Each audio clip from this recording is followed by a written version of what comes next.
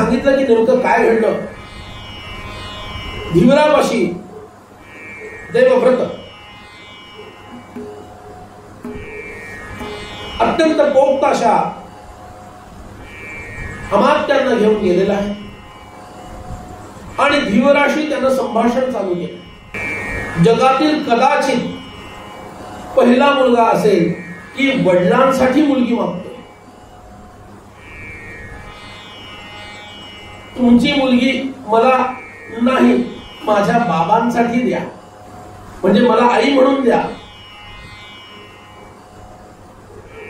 असं म्हणणारा कदाचित जगातला पहिला हा युवक असेल आणि आतापर्यंतचा पहिला असेल.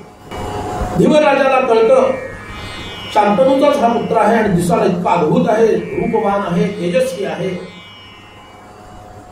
तेव्हा धीवर बोलायला लागतो. कारण देवव्रताला युवराज बनवलेला आहे. आता युवराज जो बनलेला असतो ना, तो मराठीत बोलायचं तर बाय डिफॉल्ट पुढे राजा बनतो. म्हणून तर ते युवराज पद आहे. महाराज, प्रधानमंत्री, त्याच्या खाली युवराज. आता याला युवराज पदावरून दूर करायचं आणि दुसऱ्याला राजा बनवायचं अवघड काम आहे, अशक्य नाहीये, पण अवघड आहे.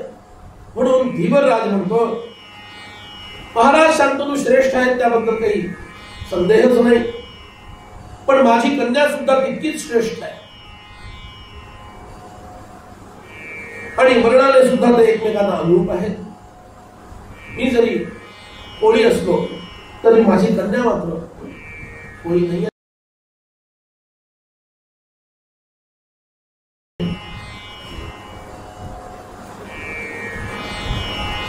श्रेष्ठता आणि वर्ण अनुरूप आहे.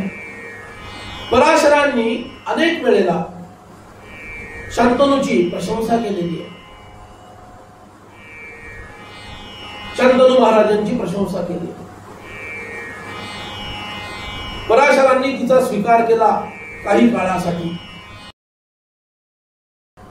पराशरांनी तिचा स्वीकार केला अशी ही आहे. तेव्हा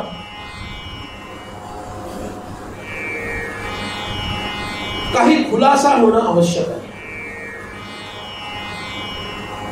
विवाहोत्तर सत्यवतीचा पुत्र म्हणजे तुझा सावत्र भाऊ हा राजा व्हावा अशी माझी अट आहे.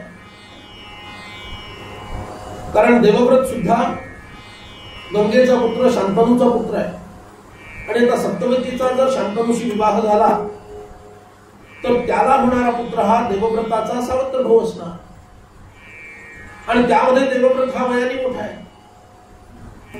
त्यामुळं तुझा सापत्न बंधू सावत्र भाऊ जो कोणी उत्पन्न होईल आजपर्यंतच्या इतिहासाप्रमाणे सावत्र भावांमध्ये शत्रुत्व असतो, संभव असतो. अपवाद राम, लक्ष्मण, भरत, शत्रुघ्न, बरोबर ना? म्हणून तर रामायण ही आदर्शाची कथा आहे, परमादर्शाची कथा आहे. प्रायः सावत्र भावांमध्ये शत्रुत्व असतं आणि हाच एक दोष मला इथे दिसतो. हा नवीन संबंध प्रस्थापित होण्यामध्ये आणि जो कोणी तुझ्याशी वैर करेल तो संपल्यात जमा आहे. कन्यादानासाठी मला हीच भीती वाटते. देवव्रत म्हणतो सत्य आहे, तुम्ही जे म्हणत आहात ते अगदी सत्य आहे, पण माझं सुद्धा व्रत अत्यंत सत्य आणि कठोर आहे, ते आपण ऐकावं. याच्या आधी, आता आणि भविष्यात सुद्धा अशी प्रतिज्ञा कोणी करणार नाही ती मी करत आहे. हे आकाशस्थ देवतांनो ऐकावं. हे धीवरराज आई, सत्यवतीचा पुत्रच राजा होईल असं मी घोषित करतो. धीवराने देवव्रताची स्तुती केली.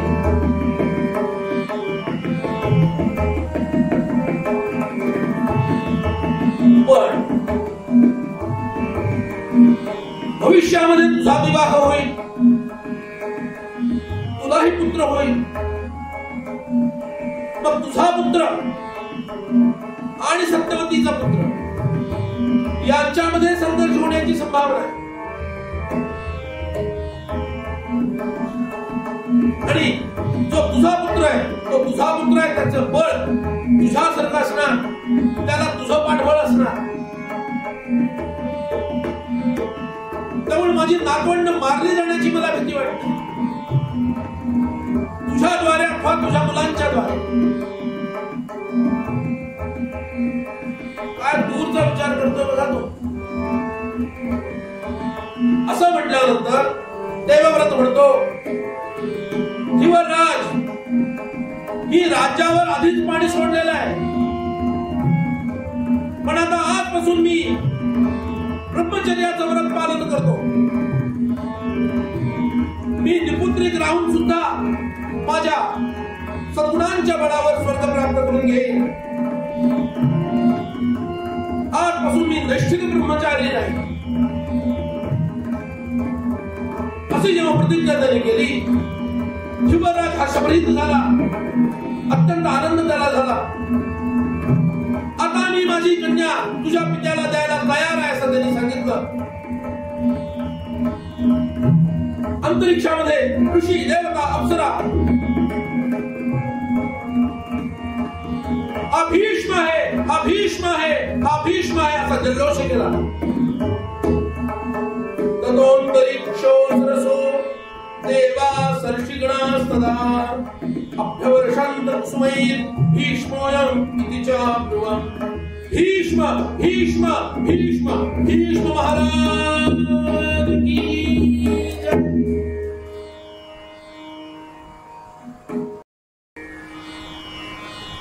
देवव्रताचा भीष्म झाला आणि या भीष्मानं आपल्या पित्याच्या भावी पत्नीस म्हणजे आपल्या भावी मातेस सन्मानपूर्वक आपल्याच रथामध्ये बसवलं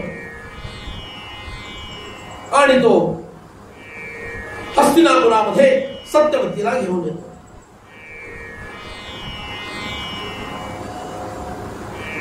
शांतनूला जेव्हा ही सर्व कथा सांगितली, शांतनू अत्यंत प्रसन्न झाला आणि हर्षभरीत झालेला शांतनू त्याला इच्छावरणाचा वर देऊन टाकतो.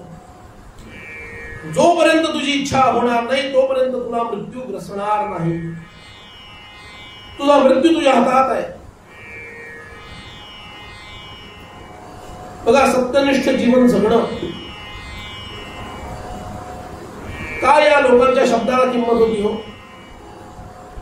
जो माणूस स्वतःचा शब्द स्वतःच पाळत नाही, याचा अर्थ जो माणूस स्वतःच्या शब्दाला स्वतःच किंमत देत नाही, बरोबर ना? ती काही चुकीचं बोललो. शब्द स्वतः दिलेला पाळत नाही याचा अर्थ काय? स्वतःच्या शब्दाला स्वतःच किंमत देत नाही. मग अशा व्यक्तीच्या शब्दाला दुसऱ्यांनी किंमत दिली नाही तर त्याला वाईट का वाटावं? पण प्रायः असंच होतं. अरे तो ना राहू विसरून जा. तर काय झालं? अरे तो आज येतो म्हणतो, याचा अर्थ कदाचित 2 किंवा 3 दिवसांनी येईल. बिनधास्त घराला कुलूप लावून निघून जा. तो आज येतच नाही. बघ, इतकं ठामपणे जर कोणी म्हणू शकत असेल, याचा अर्थ हाच आहे की तुमच्या शब्दांवर लोकांचा विश्वास नाही. पण हे पूर्वीचं, बरं हे फार पूर्वीचं नाही. ही जी कथा चालली रामायणाची कथा, हिंदू धर्मशास्त्रानुसार लाखो वर्षापूर्वीची, लाखो. 24व्या चतुर्युगीतील त्रेतायुगाच्या अंतकाळामध्ये रामायण घडलंय आणि महाभारत ही कथा 28व्या चतुर्युगीतील द्वापराच्या अंताला घडलेली कथा आहे. Just 5,500 years before. रामायणाच्या मानानं खूपच नवीन कथा आहे. तोपर्यंत आमचे लोक कसे होते, किती सत्यनिष्ठ होते. आता आमची निष्ठा कशावर आहे? निष्ठा नसणे याच्यावरच आमची निष्ठा असं म्हणायची वेळ आली. बरोबर, कशातच निष्ठा नाही हीच याची निष्ठा. समर्थाने सांगितलं, मना पाप संकल्प सोडून द्यावा, मना सत्य संकल्प जीवी धरावा, मना कल्पना ते नको विषयांची, विकारे घडे हो जनी सर्वचीची, मना सर्वथा सत्य सांडू नको रे, मना सर्वथा मिथ्य मांडू नको रे, मना सत्य ते सत्य वाचे वदावे, मना मिथ्य ते मिथ्य सोडून द्यावे. जय जय श्री कृष्ण गोविंद हरे मुरारे, हे नाथ नारायण वासुदेव. श्री कृष्ण गोविंद हरे मुरारे, हे नाथ नारायण वासुदेव.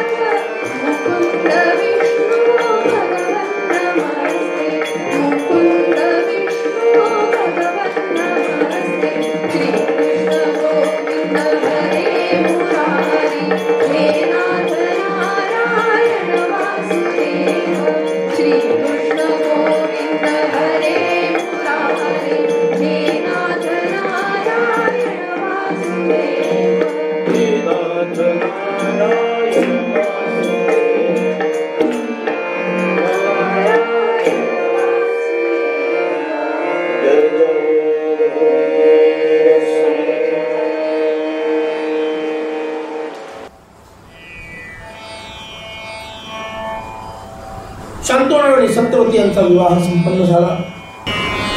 एक बलवान पुत्र त्यांना झाला, त्याचं नाव आहे चित्रांगद.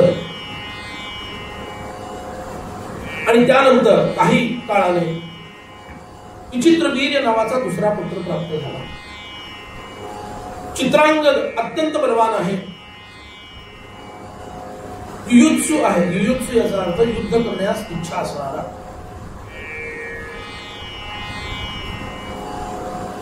असा हा चित्रांगद उत्तर दिशेला गेला. तसंही हस्तिनापूर म्हणजे दिल्लीच्या आसपासचा भाग, अधिक उत्तर दिशेला गेला. आणि चित्रांगद नावाच्या गंधर्वाशी त्याचं 3 वर्ष युद्ध चाललं. 3 वर्ष हे युद्ध चाललं, पण या युद्धामध्ये हा वीरगतीला प्राप्त होतो. गंधर्व असणारा चित्रांगद स्वर्गास निघून जातो, गंधर्व लोकाला निघून जातो.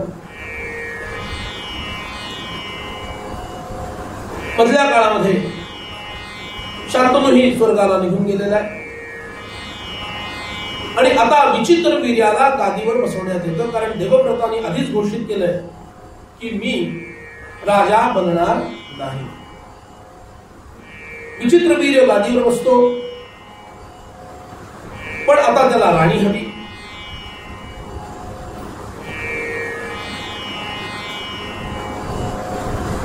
याला कन्या मिळवण्याचं काम भीष्म हातात घेतात आणि भीष्म स्वतःचा रथ सज्ज करतात, धनुष्यबाण त्याच्यामध्ये ठेवतात, तलवारी ठेवतात, आयुध ठेवतात. आपल्याला दूरदर्शनाने याच्यात बघून तो छोटे छोटे रथ बघायची सवय झाली. रथ फार मोठे असायचे, एका हॉल एवढे त्याच्यावर मोठे रथ असायचे. पुराणामध्ये तर असं उल्लेख एका गावा एवढे रथ आहेत असं सांगितलं. इतके मोठे रथ असायचे ज्याच्यामध्ये शेकडो हजारो बाण ठेवता येतील, अनेक धनुष्य, तलवारी, भाले ठेवता येतील अशी व्यवस्था हवी. अशा रथामध्ये बसून काशी राजाच्या 3 कन्यांचं स्वयंवर रचलं गेलं होतं. तिथं जावं आणि त्या कन्यांना घेऊन यावं असं ठरलं.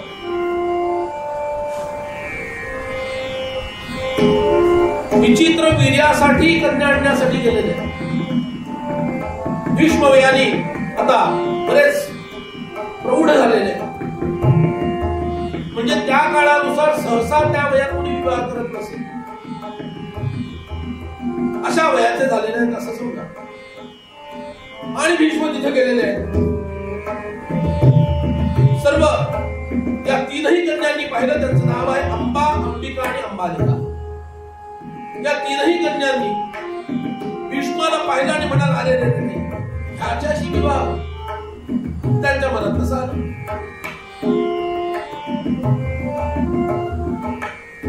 नाराज झाल्या,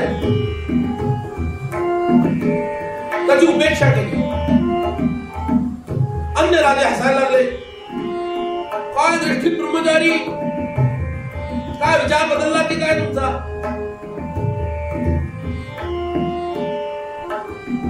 का आता म्हातारपण जवळ आल्यानंतर पत्नीची आवश्यकता वाटायला लागली तुम्हाला?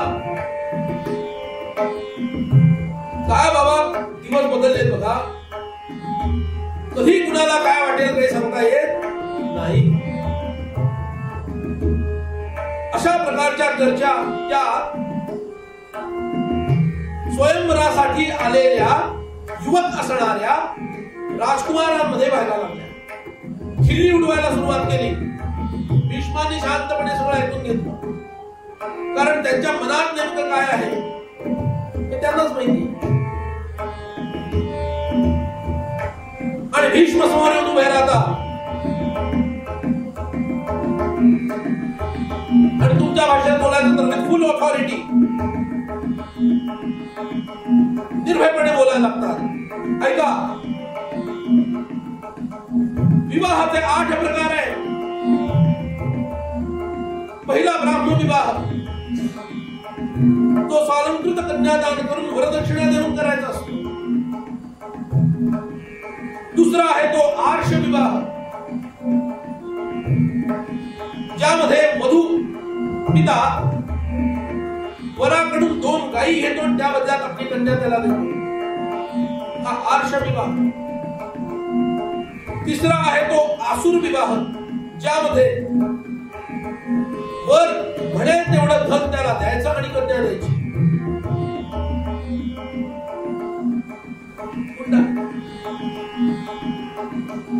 हा आसुर विवाह आहे बरं. त्याच्या पुढचा आहे राक्षस विवाह. बलपूर्वक कन्येचं अपहरण करायचं आणि नंतर त्याच्याशी विवाह करायचा. आसुर विवाह, राक्षस विवाह. गांधर्व विवाह काल आपण पाहिलेला आहे. गांधर्व विवाह म्हणजे दोघांनी एकमेकांशी समजुतीनं विवाह करायचा. त्याच्या पुढचा सांगितला पैशाच विवाह. कन्येला मूर्छित अवस्थेतून पळवून द्यायचं आणि विवाह करायचा. पुढचा आहे तो प्राजापत्य विवाह. वधूच्या पित्याकडे जाऊन त्याची अनुमती मागायची आणि विवाह करायचा. हा प्राजापत्य विवाह. आणि शेवटचा विवाह सांगितला दैव विवाह. दैव विवाह म्हणजे यज्ञ करायसाठी जायचं आणि दक्षिणेमध्ये कन्या मागून घ्यायची. असे 8 प्रकारचे शास्त्रात विवाह सांगितले. आणि भीष्म म्हणताय क्षत्रियांसाठी स्वयंवर प्रशंसनीय आहे. या 3 कन्यांना मी बलपूर्वक घेऊन चाललोय. कुणाच्या हिंमत असेल तर अडवून दाखवा. आणि फक्त नजरेनं बघितलं त्या तिघींकडं. भीष्म समोर आहे तोपर्यंत कुणाची हिंमत झाली नाही त्यांना अडवण्याची. आणि या कन्येला घेऊन भीष्म निघाले.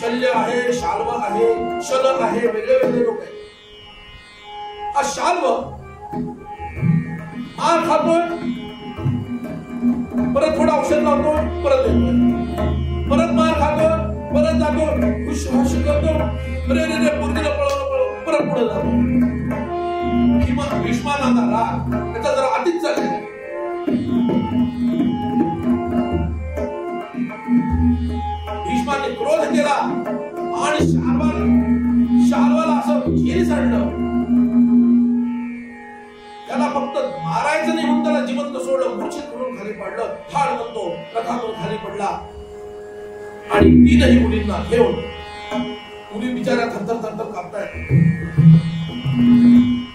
आणि अशा भयभीत झालेल्या मुली भीष्म या मुलींना घेऊन जातो हस्तिनापुरामध्ये.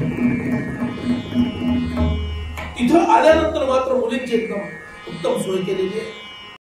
सर्व स्त्रियांनी त्या मुलींना आधार दिला, निर्भय करवलं. कारण इतकं भयंकर नरसंहार समोर त्यांनी बघितलेला असल्यामुळं विचारा भयभीत झाल्या होत्या. सभा भरली आणि त्यामध्ये तिघींसाठी प्रस्ताव ठेवण्यात आला आणि तुम्हाला विवाह करावाच लागेल असं म्हटलं नाही. बारकावे लक्षात घ्या, विवाह झालेला नाहीये, स्वयंवरातून आसूर पद्धतीनं पळवण्यात आलेलं आहे. नेल्यानंतर आता तिची इच्छा बघायची म्हणून प्रस्ताव ठेवला गेला. पण आहे मुलगा कोण? हस्तिनापूरचा राजा म्हणजे सम्राटच. आता त्याला नाही म्हणायचं म्हणजे वरचा कप्पा रिकामाच असायला हवा. बरोबर. पण आहे तो देखणा, उत्तम आहे, तो काही सामान्य नाहीये. प्रस्ताव ठेवला गेला तिघींच्या समोर. अंबिका आणि अंबालिकांनी लाजत पूर्ण तो स्वीकारला. पण अंबा म्हणते मी शाल्वाला मनानं वरलेला आहे. तो का उड्या मारत होता कळलं तुम्हाला? इतका मार खाऊन परत परत परत परत समोर येत होता. तुम्ही दोघं लक्षात ठेवा. बरं सध्या ही परंपरा नाही आहे. तेव्हा मी शाल्वाला मनानं वरला आहे आणि शाल्वानं सुद्धा मला मनानं वरला आहे. तेव्हा कृपा करून योग्य तो निर्णय आपल्यासारख्या धर्मनिष्ठ सत्यनिष्ठ अशा महापुरुषांनी घ्यावा असं विनम्र निवेदन ही अंबा करते. चर्चा मोठी झाली. त्याच्यात एक उल्लेख फक्त करतो, तरुण मुलांसाठी विशेष आहे. फार मोठी चर्चा सांगत नाही. त्याच्यात एक उल्लेख असा आहे, दुसऱ्याला मनानं वरणाऱ्या स्त्रीला नागिणीसारखं मानावं. जर तिला आपल्या घरात ठेवून घ्यायचं असेल तर ज्याला मनानं वरले त्याच्यासाठी ती नागिण नाही आहे. तिच्या मनाविरुद्ध जर तुम्ही तिला ठेवून घेतलं स्वतःकडं तर ती नागिणीसारखं आहे असं माना. आता विषारी की बिनविषारी ते भीष्मांना जाऊन विचारायचं, कुठे भेटले तर बघा. त्याबद्दल मी फार बोलत नाही. तेव्हा अशी मुलगी आमच्याकडे नको बाबा.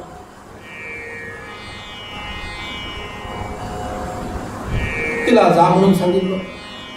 तिचं पुढं काय झालं हा वेळ उरला तर विषय आपण नंतर पाहू. पण विचित्र वीर्याचं अंबिका आणि अंबालिका या दोघींची विवाह लावण्यात आला आणि विवाह झाल्यानंतर रामायणातील सुग्रीवाची आठवण यांनी करून दिली. सुग्रीवाचा विवाह आधीच झाला होता, पण वालींनी बदलून त्याला पळवून लावलं होतं आणि त्याची पत्नी स्वतःकडे ठेवून घेतली होती. जेव्हा रामरायांनी त्याला राज्य दिलं आणि पत्नी मिळवून दिली, त्यानंतर सुग्रीवाची जी अवस्था झाली अगदी तशीच अवस्था या विचित्र वीर्याची झाली. म्हणून कदाचित त्याचं नाव विचित्र असं ठेवलंय. गमतीनं म्हटलं बरं, तसा त्याचा अर्थ नाही. 7 वर्ष 2 स्त्रियांमध्ये तो बुडून गेला. माझा दादा आहेच सांभाळायला राज्य. मी जरी गादीवर बसलो असलो, कोण दादा? भीष्म दादा. तो आहेच सांभाळायला. आणि भीष्म दादा म्हणजे काय? सत्यत्वाची पराकाष्ठा. दोघींमध्ये बुडून गेला आणि व्याधी भरली सर्वांगी, प्राणी झाला क्षयरोगी, केले दोष आपले भोगी, शीघ्र काळे श्रीराम. दुःखे सर्वांग फुटले, नासिक अवघेची बैसले, लक्षण जाऊन झाले उलक्षण श्रीराम. हस्तपादादिक झडे, सर्वांगी किडे पडिले, देखोन थुंको लागले लहान थोर श्रीराम. आता मरण देगा देवा, बहुत कष्ट झाले जीवा, झाला नाही देणो ठेवा पातकाचा श्रीराम. जय जय रघुवीर स्वर. ऐन तारुण्यामध्ये क्षयरोगी झाला. अनेक राजवैद्यांनी अनेक विचार केले, काही उपयोग नाही, आणि खंगत खंगत खंगत खंगत मरून गेला.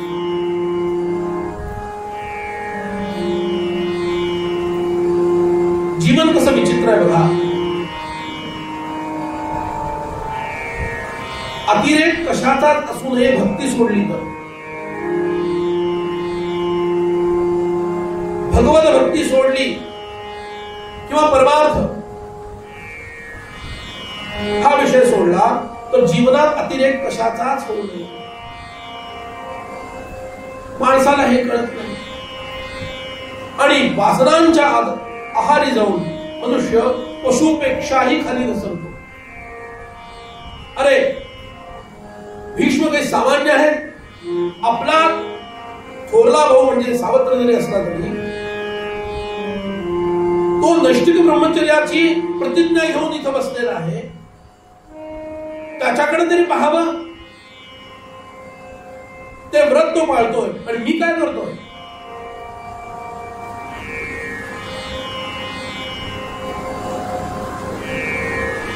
म्हणून वासनांच्या आधारी जो जातो आहारी, तो कितीही मोठ्या कुळातील असो,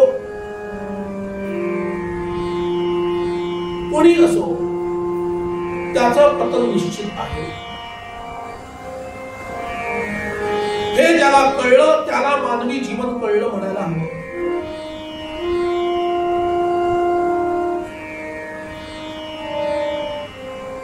मना वासना दुष्ट कामा नये रे, मना सर्वथा वागून घे नको रे, मना धर्मता नीती सोडू नको, मना अंतरी सार विचार राहो.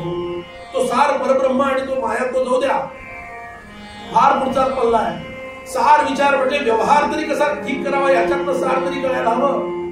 परब्रह्म माया तो फार पुढचा पल्ला आहे.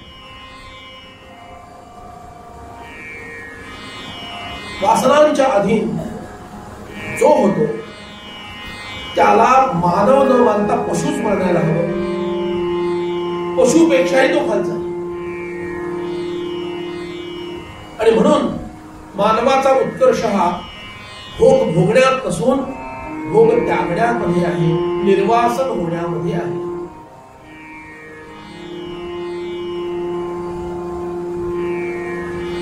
सत्यवती भयभीत झाली, दुःखी झाली. कारण आता अराजक माजलंय. सिंहासनावर कुणीच नाही. अराजकाचे फार मोठे दुष्परिणाम शास्त्रांनी सांगितले. रामायणामध्ये हा विस्ताराने विषय आलाय, महाभारतात पण आलेला आहे. अराजक फार भयंकर आहे.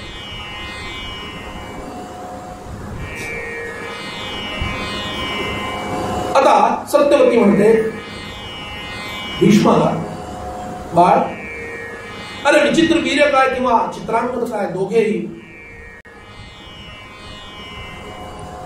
हे दोघेही निपुत्रिकच मरण पावले. त्यामुळे आता सिंहासन रिकाम आहे. बाबा सिंहासन अधिक काळ रिकाम ठेवणं शास्त्र संमत नाही. आता एकच उपाय आहे. तू सिंहासनावर बसतोस का? नाही, मी बसणार नाही. भीष्माने स्पष्ट सांगितलं, मी सिंहासनावर बसणार नाही. मग म्हटलं ठीक आहे.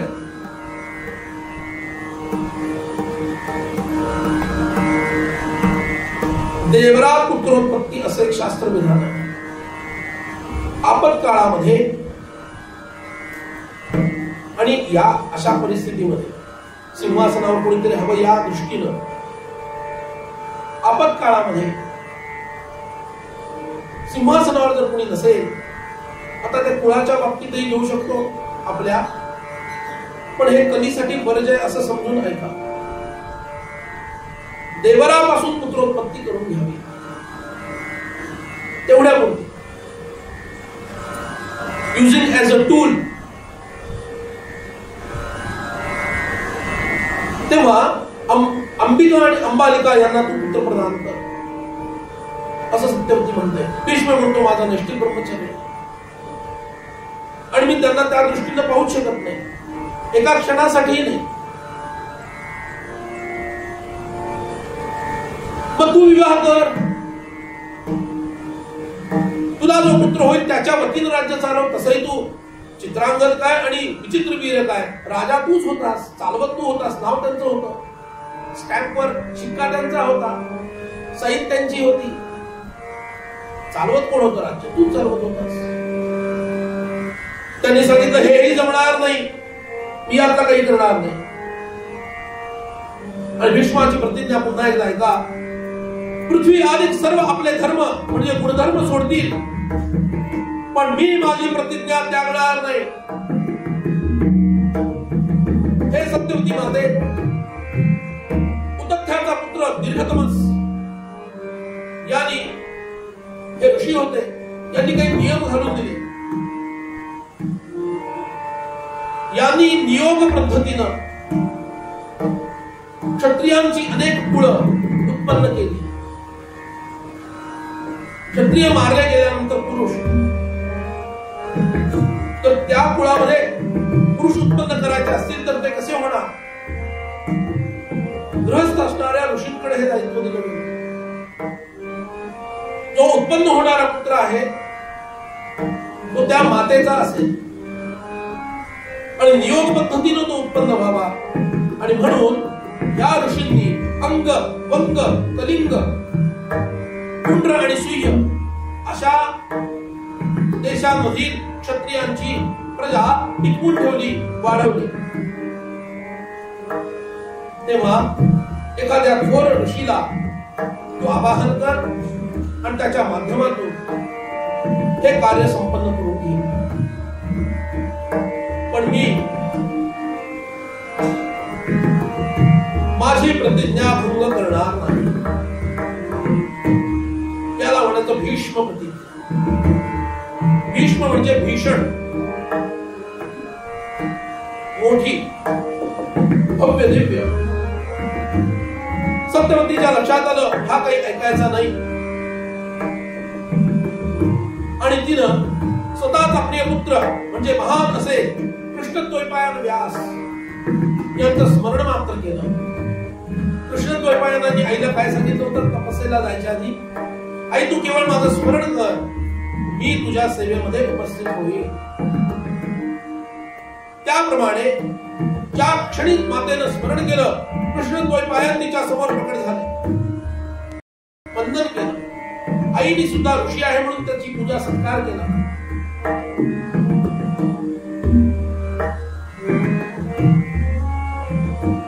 आपला प्रस्ताव आपल्या मुलाच्या समोर ठेवला.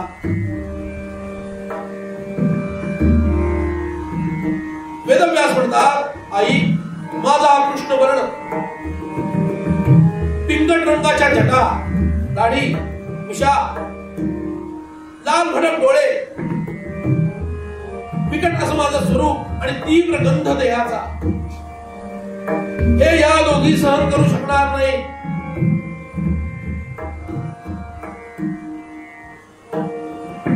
आणि माझं दिव्य तेज त्यांना सहन होणार नाही, त्यांच्या गर्भाला ते सहन होणार नाही.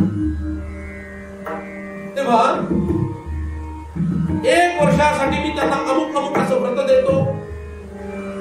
ते व्रत पालन करून स्वतःला शुद्ध बनवावं, जेणेकरून माझं तेज धारण करायला त्या समर्थ होतील.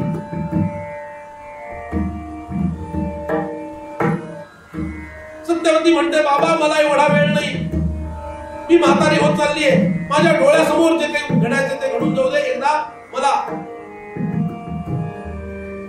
नातवंड मिळू दे. आजच्या आज मला नियोग पद्धतीनं गर्भाधान झालेलं पाहायचं. भीष्म म्हणाले तशी तुझी इच्छा, इथून पुढे जे होईल ते तुला भोगावं लागेल. असं म्हणून वेदव्यास अंतर्धान पावले. कसं बसं त्या अंबिकेला तयार केलं आणि शयन कक्षामध्ये संध्याकाळी रात्री पाठवलं. तिचं कौशल्य असंही नाव सांगितलं बरं. हिला तयार केलं. ही भीतच तिथे गेलीये, कारण पूर्वी तिनं व्यासांना बघितलेलं आहे, त्याचं ते विकराल रूप तिनं पाहिलेलं आहे. आणि एकदम मध्यरात्री त्या कक्षामध्ये प्रत्यक्ष कृष्णद्वैपायन प्रकट झाले. ते रूप तिनं पाहिलं, भयभीत झाले, डोळे मिटून घेतले. त्यानंतर योग कर्माच्या माध्यमातून गर्भाधान झालं. व्यास बाहेर येतात. माता वाट पाहत असते. मातेला सांगितलं तुझ्या आज्ञेचं मी पालन केलं. 10,000 हत्तींचं बळ असणारा प्रज्ञावान बुद्धिमान 100 मुलांचा बाप होईल असा, पण डोळ्यांनी आंधळा असा पुत्र अंबिकेला होईल. आणि असं म्हणून आईला वंदन केलं आणि अंतर्धान पावले. पण ते अंतर्धान पावायच्या आधी आईने असं म्हटलं, अरे जन्मांध मुलगा निरुपयोगी आहे रे, काय करायचं? अंबालिकेसाठी पुत्र हवा. व्यास म्हणाले ठीक आहे. धृतराष्ट्राचा जन्म झाला अंधपुत्राचा आणि अंबालिकेसाठी पुन्हा व्यास येतात. ही अंबालिका व्यासांना पाहते आणि पांढरी फिटक पडते भीतीने. पांडु संकाशा पांडुत्व महापन्ना असं म्हटलेलं आहे. अशी ही अंबालिका. आईला सांगितलं पांढरा फटक रंगाचा मुलगा होईल, पण खूप शूर असेल.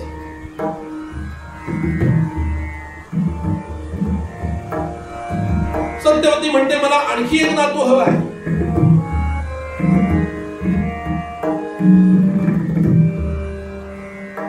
हा पुत्र झाल्यानंतर बघूया. दुसरा जो मुलगा झाला अंबालिकेला, पंडू असं त्याचं नाव ठेवलं. पुन्हा एकदा आवाहन केलं व्यासांचं. अंबिकेसाठी पुन्हा एकदा व्यास प्रकट झाले. पण या वेळेला भयभीत झालेली ही आधीच्या तिला स्मरण होतं. तिनं नटून थटून असणाऱ्या एका शूद्र दासीला व्यासांकडे पाठवून दिलं. पण ही दासी जरी असली तरी अत्यंत श्रद्धावती होती. तिनं व्यासांच्या रूपाकडे लक्ष दिलं नाही. ती भयभीत झाली नाही. एक महान ऋषी हे आहेत अशी भावना करून ती त्यांना शरण गेली. त्यांचं पूजन केलं, त्यांची सेवा केली. व्यास संतुष्ट झाले आणि व्यास म्हणतात तुझं दासित्व जाईल बाई. आणि अत्यंत विद्वान असा एक थोर पुत्र, त्याची जगामध्ये ख्याती सर्वत्र पसरेल असा एक थोर पुत्र तुला प्राप्त होईल. सत्यवतीला सर्व सत्य कथन केलं की अंबेला नव्हे तर तिच्या एका दासीला पुत्र होणार आहे, पण तो माझा पुत्र असणार आहे लक्षात ठेव. आणि असं सांगून व्यास पुन्हा अंतर्धान पावले. आता मी धर्मकर्मापासून तुझ्या या बंधनापासून मुक्त झालो आहे असं म्हणून व्यास निघून गेले.